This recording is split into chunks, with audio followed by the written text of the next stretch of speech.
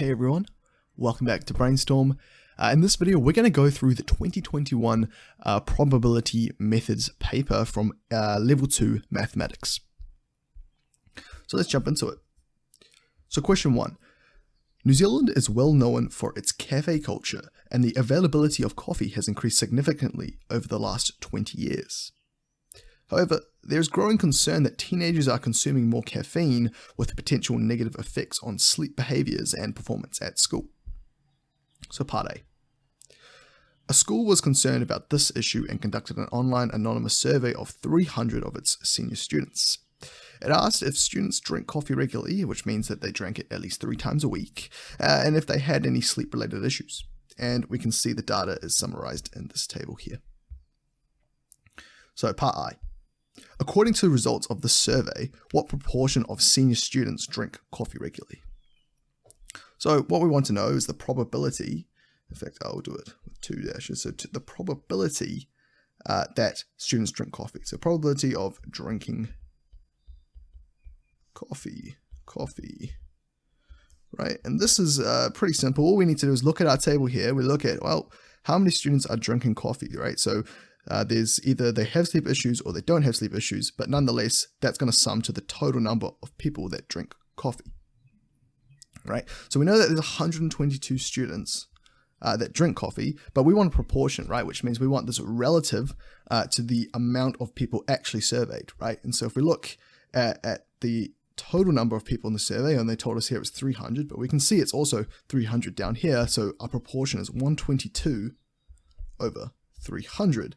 And if we put that into a calculator, I'm sure you can leave it as a fraction, but we want to represent our probabilities as decimals usually. So 122 divided by 300 gives me 0.4067.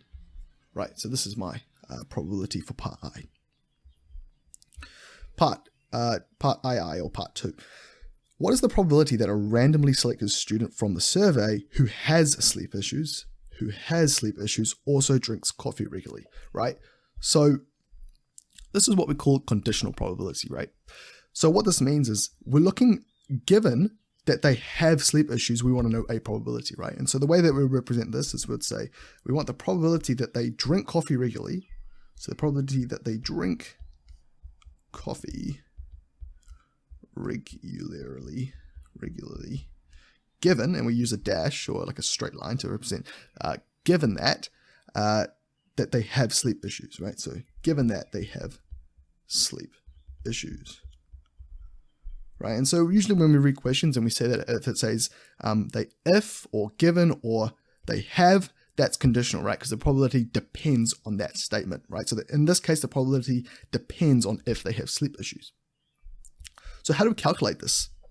Well, what we do is we look at our table. So we're looking at those that have sleep issues. So we work kind of backwards in the sense, right? So who has sleep issues, right? It's this kind of column here. So given that the students have sleep issues, so given that they have sleep issues, well, we know 143 people have sleep issues, so it's going to be out of 143. How many of them drink coffee? Well, all we have to do is look at this column. How many of them drink coffee? And how many of them have sleep issues? That's 68, right?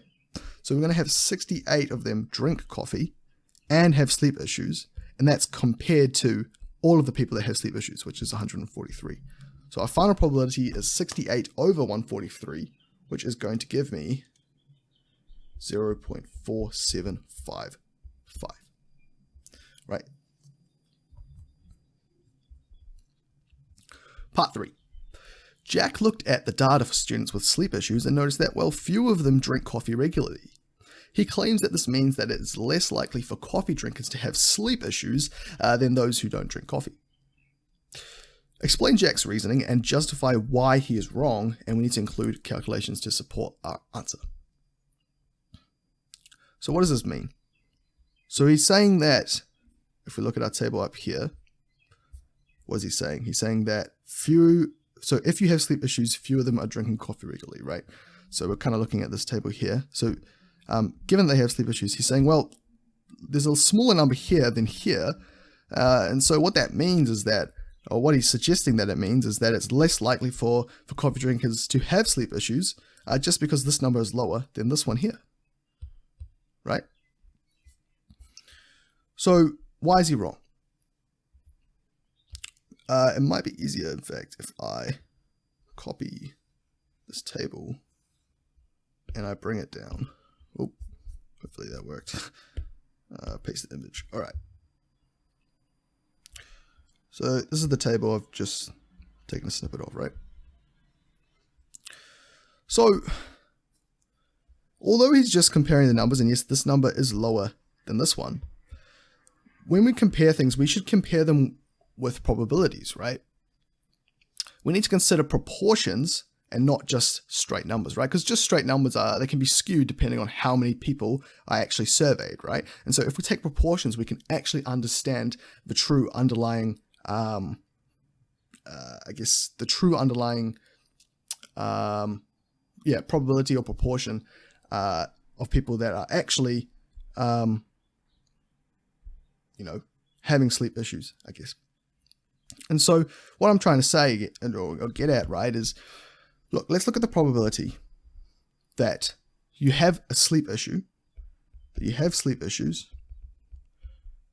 okay, given that you drink coffee,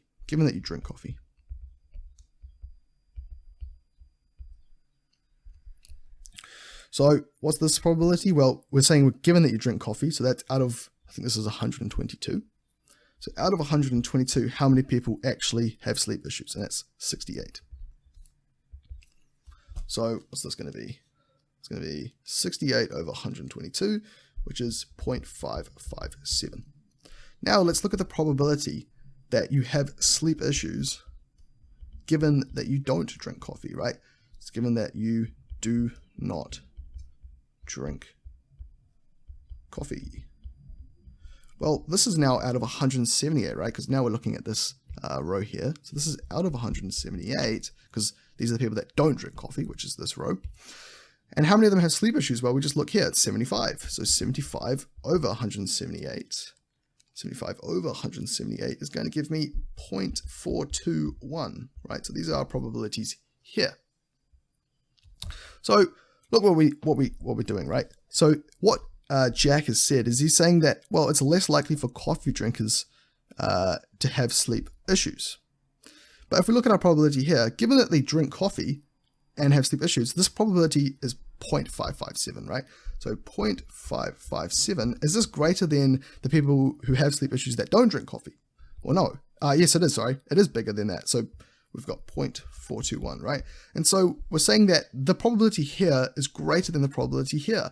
And therefore, Jack has to be wrong, right? So what Jack's done is he's compared these numbers, but he hasn't taken into account probabilities, right? And so that's what we're going to say here. So we're going to say, so it appears that, I guess, it is more likely, because it has a higher probability, more likely that those who drink coffee will have sleep issues. And this is always relative, right? Relative to those who don't. And I guess the question said that we should justify why he's wrong. So we'll say Jack only looked at perhaps the total numbers, maybe, so like I.E. raw data in sleep issues column, but did not take into account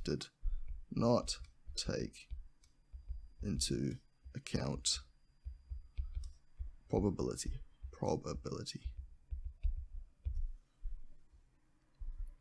All right, that's it for that question. Let's move on.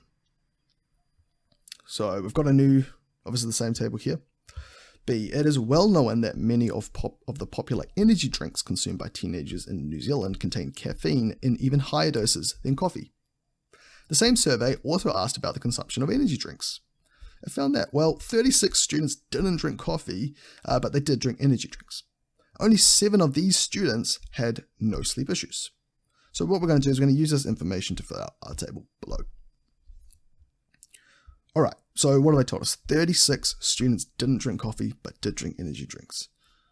So this is essentially the same as down here, right? Because, same as this line here.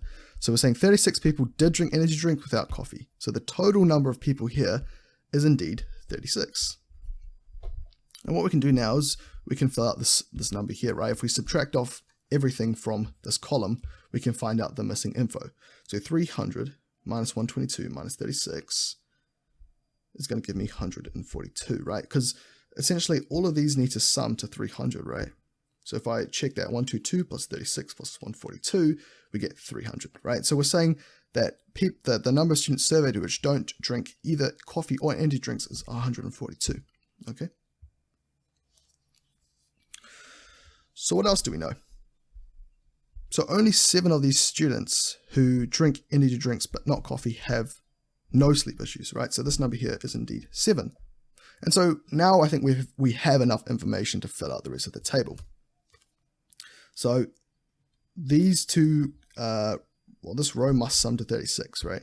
So if I just subtract off 7, 36 minus 7, do 36 minus 7, this is going to give me 29, okay, 29. I can then go and subtract these two off from this number to get this number here, right? So 143 minus 29 minus 68, it's going to give me 46. And finally, I'm going to subtract off 46 from this column here, or I could actually go upwards as well. It's up to you. So we'll do 142 minus 46, which gives me 96, right? So always these two numbers must sum to the row here, and these 3 must sum to the column total there, right? So our totals always have to add up, right? That makes sense. So we've filled out this table. All right, let's do part 2. If there were 850 senior students in the school who didn't drink either coffee or energy drinks, so let's say they don't consume caffeine, how many do we expect to have sleep issues? Well, all we're going to do is we're going to calculate the probability that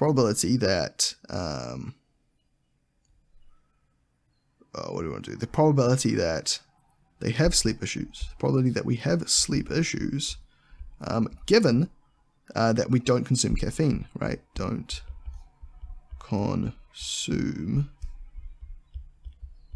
caffeine, right? So we're saying that means that they don't drink coffee or energy drinks. So, well, how do we calculate this? We can do it the same way we've been doing before with our tables. So don't consume caffeine. What does that mean? Which row are we going to look at? So we're looking at this row here, right? Because they're not drinking any kind of coffee or energy drinks. So we're comparing this out of the total amount of people here. So if we go along the row, that's 142. And then how many of those people from this specific row have sleep issues? Well, it's this column here, this row, which corresponds to 46. So 46 out of 142, this is the proportion of people that have sleep issues given that they don't consume caffeine. So this gives us 0.3239. Now, we have to actually do some extra work because we want to know how many students would have this probability, would fall under this category given the probability, right? So all we're going to do, this is the probability, 0.3239. What we're going to do is we're going to multiply that by 850, right? So this would tell us the total expectation or the number of students that we expect are going to have sleep issues from the school, from the population, given that they don't consume caffeine. So we're going to multiply that by 850, and what do we get? We get 275.352. But, you know, we're talking about people here, right? We can't have, we can only have integer amount of people, right? So we can only have whole number amount of people, right? It doesn't make sense to have a 0.352 of a person. And so what we'll say is we expect, maybe we say 275 or 276 students to have sleep issues given they don't have caffeine. They don't consume caffeine, perhaps. All right. And that's it for that question. And part 3, a newspaper article claimed that teenagers in New Zealand who consume drinks containing caffeine regularly are nearly twice as likely to have sleep-related issues as those who don't consume drinks containing caffeine. And what we want to do is we want to discuss whether the survey gives evidence of this. So what do we want to do? We want the probability that, so what are we comparing? We're comparing people who consume, or teenagers that consume drinks with caffeine that have sleep issues, right? So I guess if you have caffeine, so given that you have caffeine, do you have sleep issues? I guess that's, so probability of having sleep issues given that you drink caffeine or consume caffeine. And also what we're interested in is the probability that you have sleep issues given that you don't drink caffeine. So don't drink caffeine. So we were interested in these two probabilities, and then we'll do the relative risk of those. So let's look at the first one. So I'm not sure if they teach this, but like if we're looking at conditional probabilities, I'll put this up in the corner perhaps, right? So this is a nice little formula to know. If you have the probability of A given B, we can actually calculate this using the probability of A and B over the probability of B. Okay, so how are we going to calculate this? So the first one, sleep issues, given that you don't, or given that you do drink caffeine. So you drink caffeine. Well, let's do the numerator first, right? So sleep issues for either of these two. So who has sleep issues? So 68 and 29. So we're going to add those together. The reason for that is we want to know the total amount of people that have sleep issues that drink caffeine. So this includes these two here, right? So 68 and 29.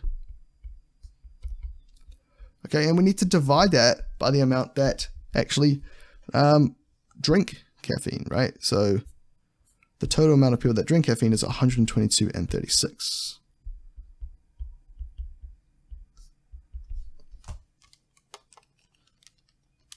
So that's going to give me 97 over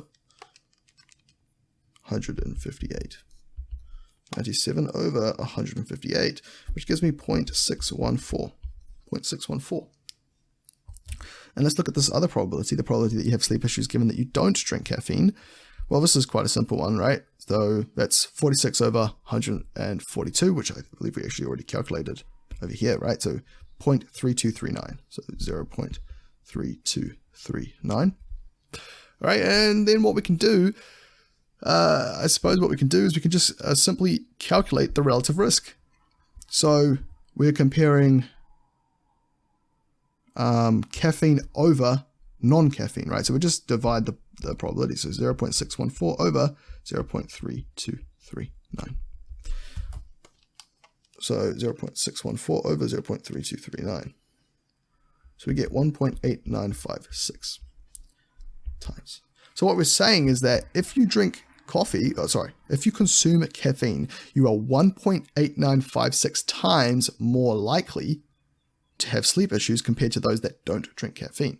So what did the question say? It said, well, they're nearly twice as likely. So is how close is 1.8956 to 2?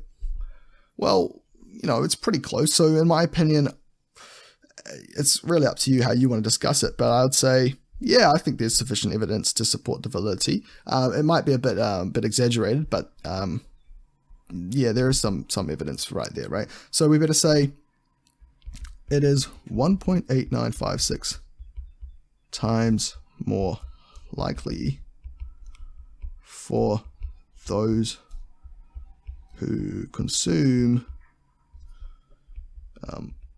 caffeine,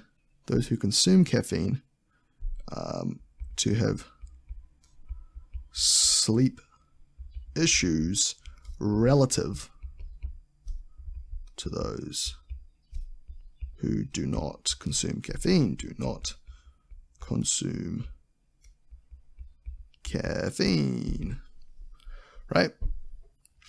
What else do we need to do in the question? Discuss whether it provides sufficient evidence. So maybe I'd say 1.8956 is reasonably close to 2.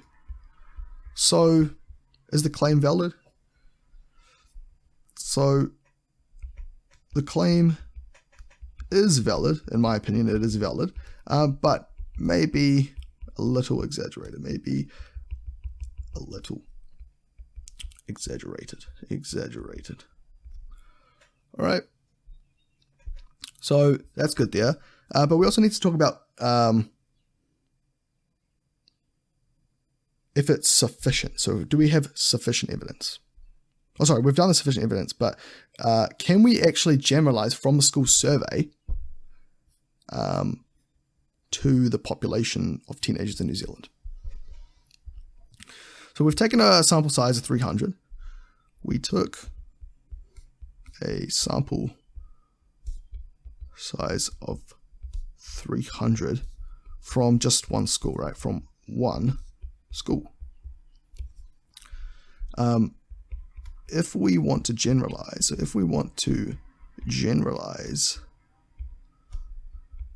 our findings to the wider population, so the wider population in this case is teenagers in New Zealand, wider population of teenagers in NZ, we may be considering, or we may want to consider, what might we want to consider? A larger sample size, right? Because the smaller the sample size, the more variable the results can be, right? A large sample size, so this will result in less variability, right? And what that means is that, the larger our sample size, the larger it takes into account the population, right? And so if we have a larger sample size, we can actually see more of what the population actually looks like. What else might we want to do? Well, we might want to take more samples from different schools, Okay, and why might we want to do this? Well, if we take the data just from one school, that might not actually represent the entire population, right? Like, for example, if it's like a higher decile school, maybe they're more likely to buy coffee in the morning compared to lower decile school. Or maybe in a lower decile school, they might be more inclined to purchase, an energy drink before coming to school because, energy drinks are cheaper than coffee or something like that, right? So E.G decile difference may mean sample is not representative of the NZ teenager population. It means sample is not representative of entire population.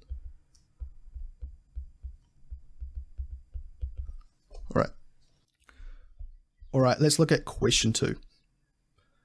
The use of plant-based milks in New Zealand has become much more popular in recent years. Cafes also now offer their customers a number of alternative milk options, such as soy, almond, or coconut milk. Jungwoo owns a cafe and has collected data of his coffee sales over the last few weeks to find out how much he should stock the alternative milk products. So 40% of his coffee sales were to younger customers, a quarter of younger customers wanted alternative milk, 80% of older people ordered coffee with cow's milk, and then given that the customers were young and they ordered coffee with alternative milk, 15% of those ordered soy milk, and then half of the older customers who ordered alternative milk got soy milk. So they've given us space here, which I'm assuming is going to be to draw a probability tree. So let's do that first before we even look at what we have to do.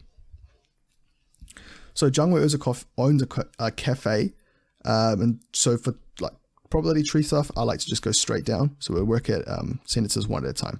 So I think this is not really gives us anything. So 40% of his coffee sales were to younger customers. So that means that we can either have younger customers or the complement of that. And what the complement means is just the opposite of that. So what's not included in younger customers. So that, just from that, you should be able to hopefully recognize that he can either sell to younger or to older customers. So that's going to be the start of our probability tree. So either he sells to a younger customer or to an older customer. So let's say, let's put the probability here.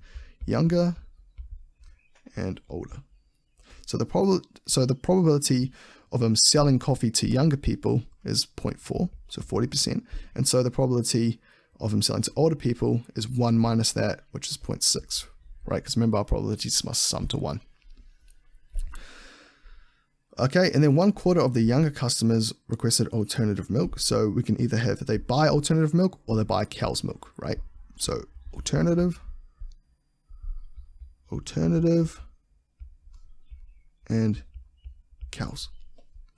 And so that's going to be the exact same for the older people too. Alternative, so they can either buy alternative milk or cow's milk.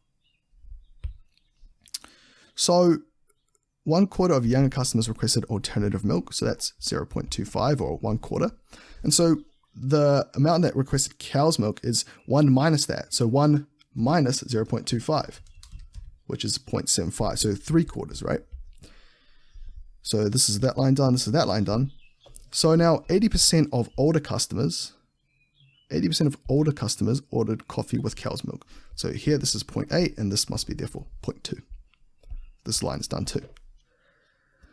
Of the younger customers who ordered a coffee with alternative milk, 15% ordered soy milk. Now, even though they've told us that they've given us 3 types of milks, in this specific part here in A, they haven't really told us about almond or coconut milk. So what I'm going to say, given that they buy alternative milk, it's either soy or not soy, right? Because I don't have any probabilities for the other two. So it's either soy or not soy. Soy or not soy. So if it's soy milk for younger people, it's 0.15. That's the probability that they do get soy milk, given that they have alternative milk. And so the probability that they get not soy, so coconut or almond, is 1 minus 0.15, which should be 0.85. 1 minus 0.15, 0.85. And so now if we look, so this one's done here. Half of the older customers who ordered coffee with alternative milk ordered soy milk. So alternative, soy milk, 0.5, 0.5. And that's the end of our probability tree. So if we were getting marked on drawing a probability tree, you'd have to multiply across and then write down all the outcomes, but I can't be bothered doing that. So find the probability that a customer in this cafe is younger and orders a coffee with cow's milk. So probability that they're younger and orders a coffee with cow's milk. Younger and cows. So what this symbol means here is it means and, right? So it's called, actually we won't go into it, it's called intersection, but we won't worry about that. So when I go like this just means and. So younger and cows, so we just multiply across 0.4 times 0.75. 0.4 times 0.75, and that gives me 0.3. So that's our probability. Find the probability that a randomly chosen customer orders coffee with soy milk. So how do we do this? So the probability of soy is just the probability that, well, which branches have soy? This one and this one, right? So it's the probability that a young person orders soy plus the probability that an older person orders soy. So probability that a younger person orders soy is, if I remove that, 0.4 times 0.25. So younger, alternative, and then soy times 0.15. 0.4 times 0.25 times 0.15. 0.015. That has to be added with this branch here. 0.6 times 0.2 times 0.5. 0.6 times 0.2 times 0.5 gives me 0.06, and then we just add these together. So that gives me 0.075. Okay, and that's our probability there. So you might be wondering, why did we add the probabilities? Well, because these are two different outcomes, right? So when we have probabilities where we want to add, or probabilities involving two different branches, we actually add the branches together, but then we multiply down branches to get probabilities, okay? All right, let's do part 3. Out of the customers who request an alternative milk, what percentage order a coffee with soy milk?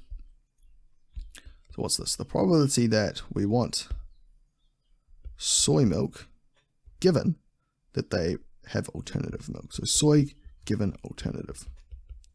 So if you remember from the first question, if I didn't edit it out, I said that the probability of A given B can sometimes be represented, or always can be represented by probability of A and B over the probability of B, right? So we didn't actually need to use it in the first question, but I think we're probably going to have to use it here. So this is the same as the probability of having soy and alternative divided by the probability of having alternative milk. So what's the probability of having soy and alternative? Well, this is actually, there's only one way that we can get soy, which is if it's alternative, right? And so what that means is we've got the probability of having soy here. So actually we don't even need this part. We just need the probability of having soy, right? So that's actually 0.075. We worked it out on the last part. Now, what's the probability of having alternative milk though? So we have to just stop at these branches here, right? So we calculate the probabilities up until these branches, and then we just sum them together. So that's 0.4 times 0.25, which is 0.1. So 0.1 added with, so that's this branch here. So younger and alternative added with being older and getting alternative milk, right? So we're just splitting up the alternatives into younger and older. So 0.6 times 0.2 is 0.12. And so this gives me 0.075, so that's the probability of having soy over the probability of having alternative milk, which is 0.22. And so this gives me 0.075 over 0.22, which the probability is therefore 0.3409. Okay. Part 4. The probability that a randomly selected customer ordered an almond milk is 0.066. Of those who requested alternative milks, there were equal proportions of those ordering almond milk in each range, while the rest of the customers ordered coffee with coconut milk. How many times more likely is it for a customer to order a coffee with cow's milk than coconut milk? Alright, so first thing I'm going to do, I'm just going to pull up the same tree. We might need to make some alterations. In fact, I think we definitely do, but for now, let's just paste this tree in here. And so now we're interested in almond and coconut milk as well, right? So we're going to get rid of this line here, the not soy milk, because we're not interested in that anymore. We're interested in having almond and coconut too. Almond and coconut as well. So almond and coconut, right? So what have they told us? The probability that a randomly selected customer ordered an almond milk, so randomly, so that means both old and young, is 0.066. So just in general, probability of almond is 0.066. Of those who requested alternative milks, there were equal proportions of those ordering almond milk in each range, so both younger and older. So we actually don't know what that probability is, we just know that it's equal for both older and younger people. So let's represent that with a lowercase a. So it's a variable, we don't know what it is, but I'm sure we can work it out. And so everyone else ordered coffee with coconut milk. So that means that the probability here would be 1 minus 0.15 minus a, and the probability here would be 1 minus 0.5 minus a. And that's because all of these must sum to 1, right? So each where we make a decision, we have probability that needs to be revealed, all the probabilities sum to 1, right? So you can see it here, they sum to 1, 0.6 plus 0.4 is 1. So this means that we can use that to deduce what each probability would be, okay? So what can we do from here? What we need to do is we need to calculate the value of of A, right? So they've told us the value of almond, the probability of almond. So we can work it out, right? So you can say, we know that the probability of almond is 0.4. So essentially we're going to go across the younger and the older branches. 0.4 times 0.25 times A added with the probability of older people getting almond, which is 0.6 times 0.2 times A, right? Because the probabilities are equal. So this is equal to 0.4 times 0.25, 0.1A added with 0.6 times 0.2, which is 0.12A. And this has to equal 0.066. So these variables are the same, so we can simplify further. 0.22A is 0.066, therefore A is 0.066 over 0.22, which is equal to 0.066 divided by 0.22, which is 0.3. So the probability of them ordering almond milk is 0.3, so let's change that on our tree diagram. And therefore, we can now calculate the value of coconut for each as well. So 1 minus 0.15 minus 0.3 gives me 0.55. And 1 minus 0.5 minus 0.3 is 0.2. Okay, so what do we actually want to know? How many times more likely is it for a customer to order coffee with cow's milk than coconut milk? Okay, so the probability of ordering coconut is something that we need to calculate now. So what's the probability of coconut? Well, it's the probability of coconut from younger added with the probability of coconut from older. So it's going to be 0.4 times 0.25 plus 0.55. Oh, sorry, multiplied by 0.55. So we get 0.055 added with 0.6 times 0.2 times 0.2, which is 0.024. So that's equal to 0.055 plus 0.024, 0.079. So that's the total probability for ordering coconut milk. And we want to also know for just cow's milk in general. So we do the same thing, but just doing it down the cow branches. So 0.4 times 0.75, 0.3 added with 0.6 times 0.2, which is 0.12, which is equal to 0.3 plus 0.12, which is 0.42.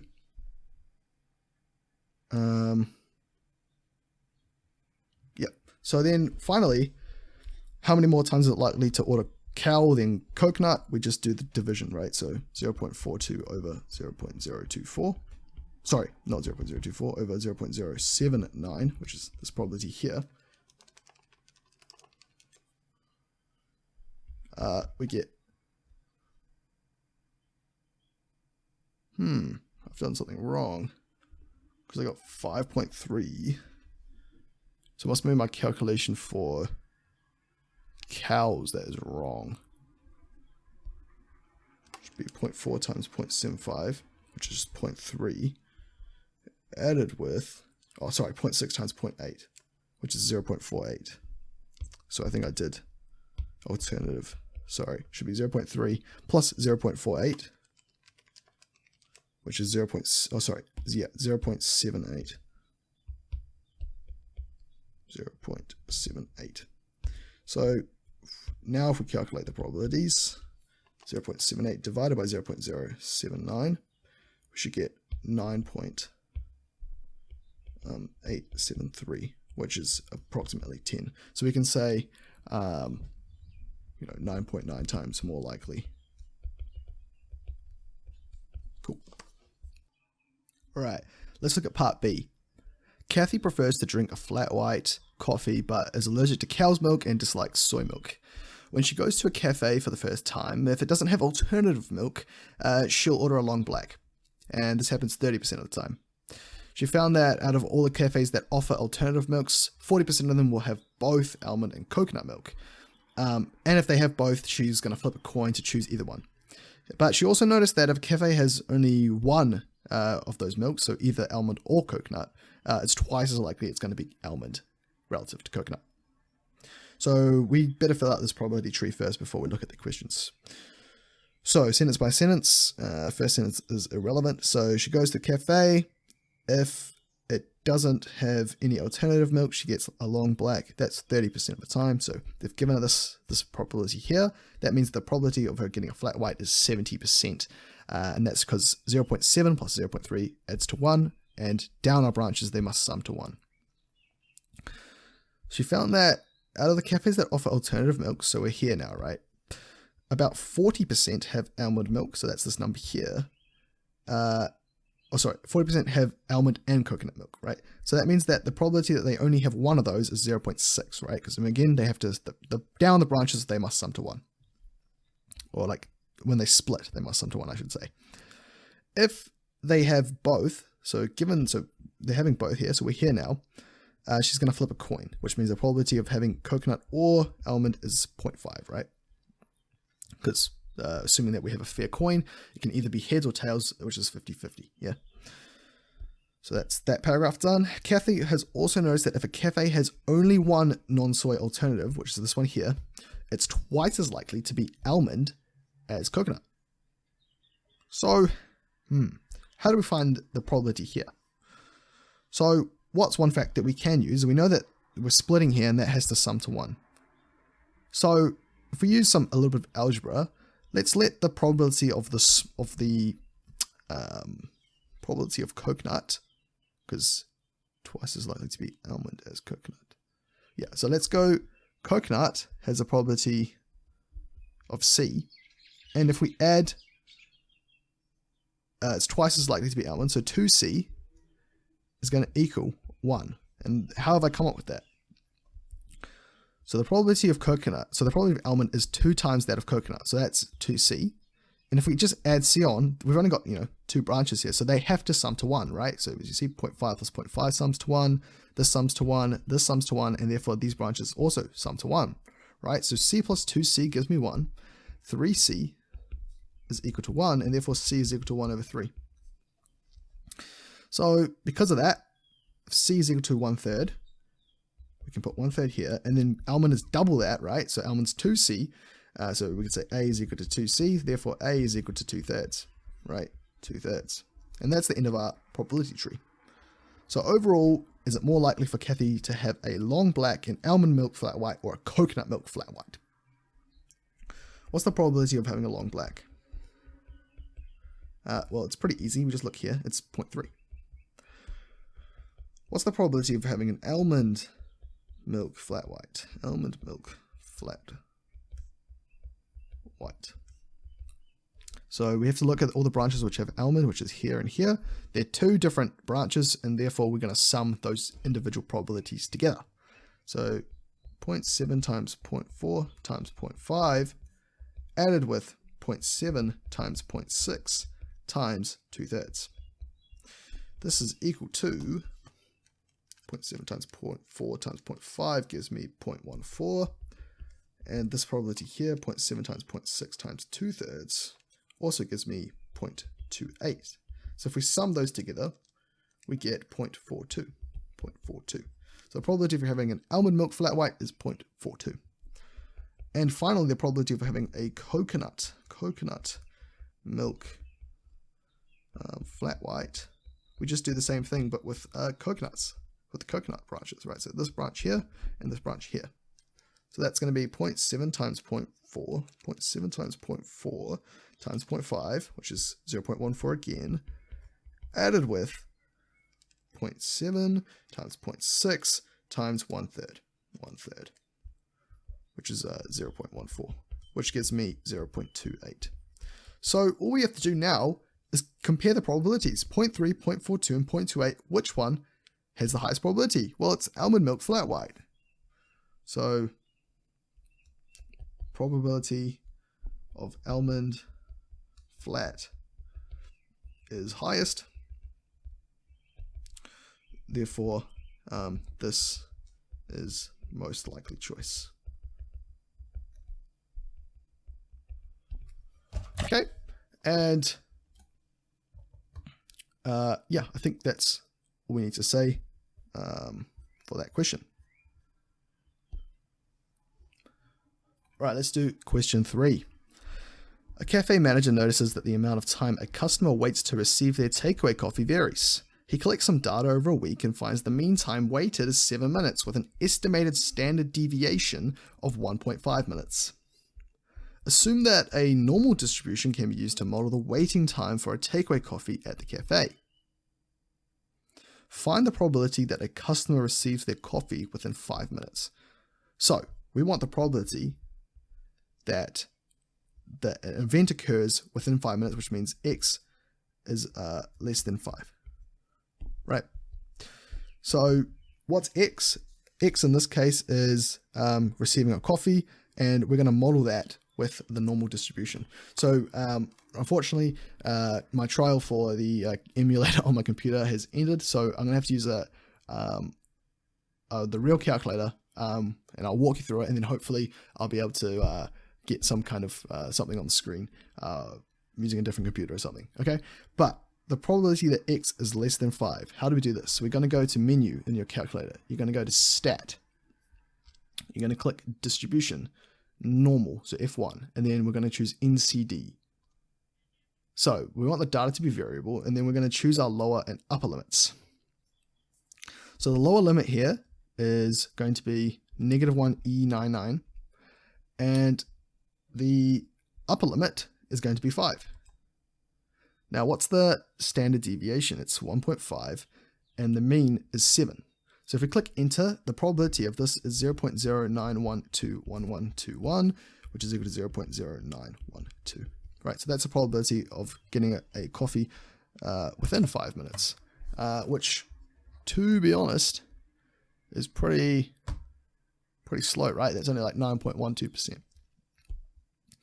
One day the cafe has 150 customers who order takeaway coffee.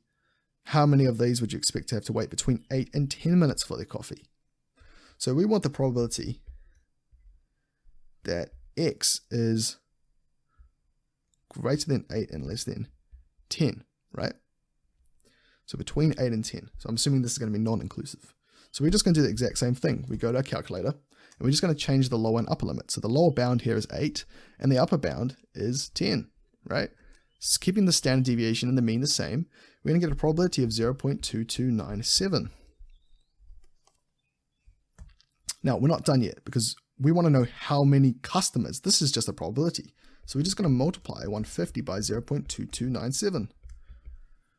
And so what do we get? We get 150 times 0.2297, which is 34.455 customers. But we can't have decimal customers. And so we're going to say we expect the number of customers to be maybe we'll say either 34 or 35. C. The manager noticed that when a particular staff member was rostered on, 30% of customers waited less than 5 minutes to receive their coffee, which is really good, right? Much better than like the 9% we saw up above. The mean time the staff member takes to make and deliver the coffee is 7 minutes. It's still 7 minutes. The manager suggests this means staff members should be rewarded for good service. So let's use some facts and let's calculate the standard deviation and discuss if we agree that the person should get a reward. So now we're no longer calculating probabilities, but we actually have a probability, and we're going to want to calculate the standard deviation. So what does that mean? It means we're probably going to have to use the formula, which is for a z distribution, which is the value of z. Z is equal to, I believe it's x minus mu over, also x minus the mean over the standard deviation, right? So this value gives us a z value. Now, a z value is essentially a value of z is for, like, this is the standard normal distribution, right? So that has a parameter of mean of 0 and a standard deviation of 1, I think. So what do we want to do? So we know that the probability that the time taken less than 5 is 0.5, right? We want to convert this to the z value, right? So how do we do this? Well, if we go to our calculator and we use, so we go to distribution, normal. I think in this case we might need inverse normal because we've got the probability, right? So yeah, so we're going to go tail left, area being 0.3. Oh, sorry, I put 0.5 here. This should be 0.3. So 0.3. And mu needs to be 1 and the mean is 0. Right. Sweet. So when you enter that, we get the inverse normal value to be negative 0.5244005. So this is actually my z value.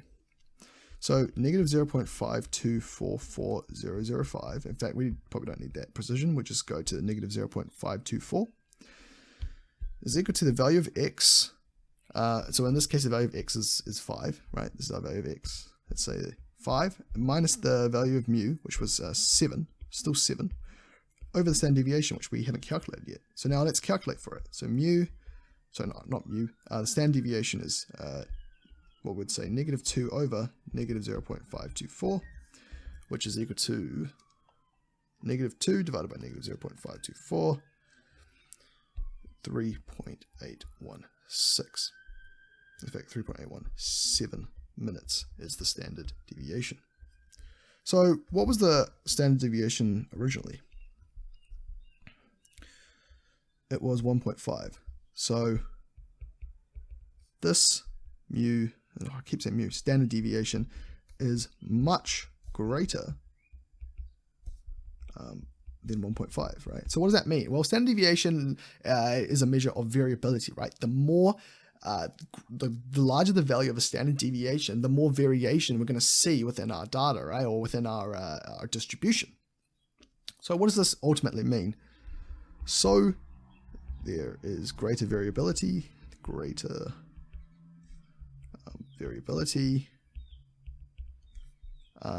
and therefore the server is actually not very consistent, right? Therefore the server is inconsistent is what I would say. Server is inconsistent. Okay, so although the probability of being served less than 5 is higher, the probability, because it's so variable, the probability of being served greater than 5 e dot g long waiting time is higher too, right? Because we're so much variable, right? We're kind of like normal distribution is going to be pulling out more, right? So there's more chance of probability towards our tails than something if we just had like something, you know, like a bigger peak or something, you know. So therefore, I wouldn't reward them. Right? Because they're just inconsistent, right? Cool. Part D. Sum of the data that the cafe manager collected is shown here. Calculate median, quartiles, IQR, and for a normal distribution as well.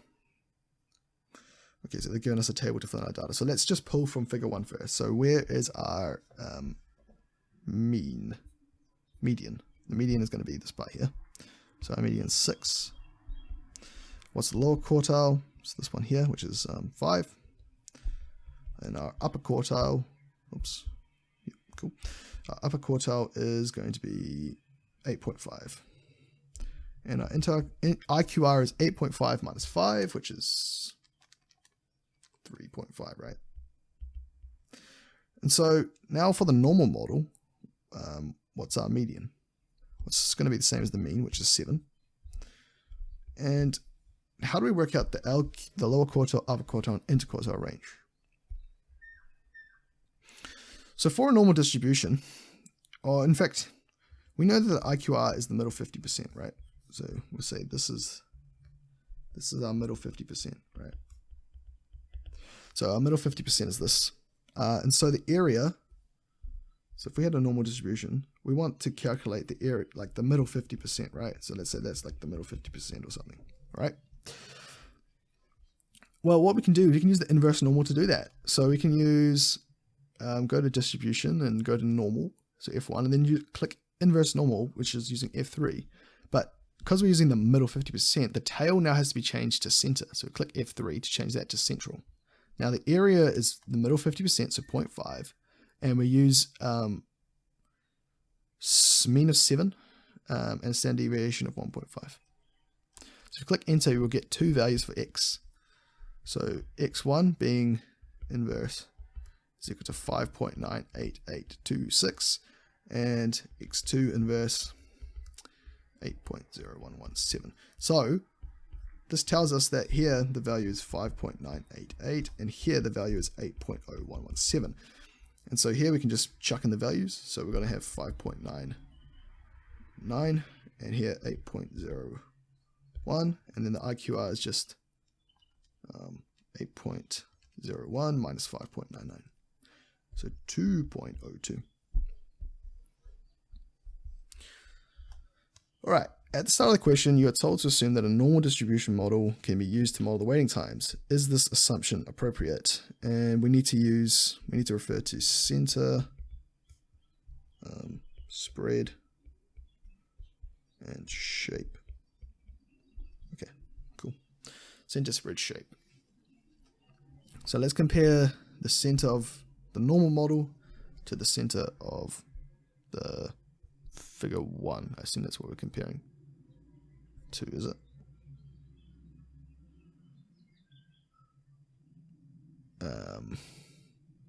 Yeah, I think it is. So let's do the comparison. So for normal, we had median of 7, but the actual data had a median of 6, right? So 7 and 6, right? So pretty, standard comparison, right? So what does this actually mean? It means that so the normal distribution doesn't actually fit the data correctly. Normal distribution doesn't model the scenario well, right? And so what can we do to change that? We should use a normal distribution of median 6 to better model. Okay, so that's all we have to say for center. What about for spread? So spread is talking about like standard deviation, variability, all that kind of stuff, right? So one easy way to look at spread is to just look at the IQR. So the IQR for actual data was 3.5 minus 2.02, so 1.48 mins larger than the normal distribution, right? All right. So what does this mean? What are we actually meaning by that? So we're saying real data had greater variability. Real data had greater variability. Okay. I don't know what else they would really want us to talk about here. If I have a look at the mark schedule, let's have a look. expected range where the data goes from. Getting standard deviation. Okay, so they make a comment about the range as well. I'm not going to do that. You can look at the mark schedule for that. And for shape, okay, so if we look at the shape of this data, should kind of go like this, right? So this is definitely not normally distributed, right? It definitely doesn't have that bell shape. So the shape is not symmetrical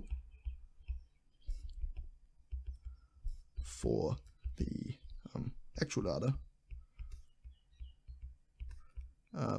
meaning, what does that actually mean?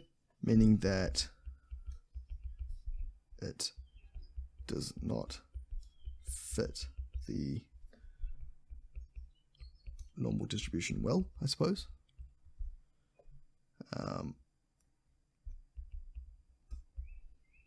What else can we tell about the shape? We might say that there's two peaks, so it's bimodal, I think we'd say, bimodal. What else? What else? We've got a bit of skew here, skewed to the right, bimodal, skewed to the right. So anything unusual here? So we've got some unusual points and an unusual peak at 15 mins. So overall, perhaps using a normal distribution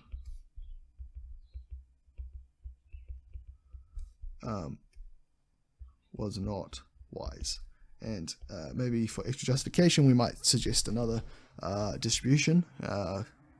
So because we're doing, it's kind of like a queue, right? So we might represent this with a Poisson process. So instead a Poisson process might have been a better model, right? Better model. Sweet. I think that's it for the paper. Cool. Well, thanks for checking out this video. I haven't done any stats in a very long time, so hopefully everything I said makes sense. Thanks for watching. Check out some of my other videos. I've got videos on algebra, I've got videos on Python, even I think there's some videos on physics from way back, and the MCAT, of course. So yeah, thanks for checking this video out, and I'll see you in the next video. Cheers.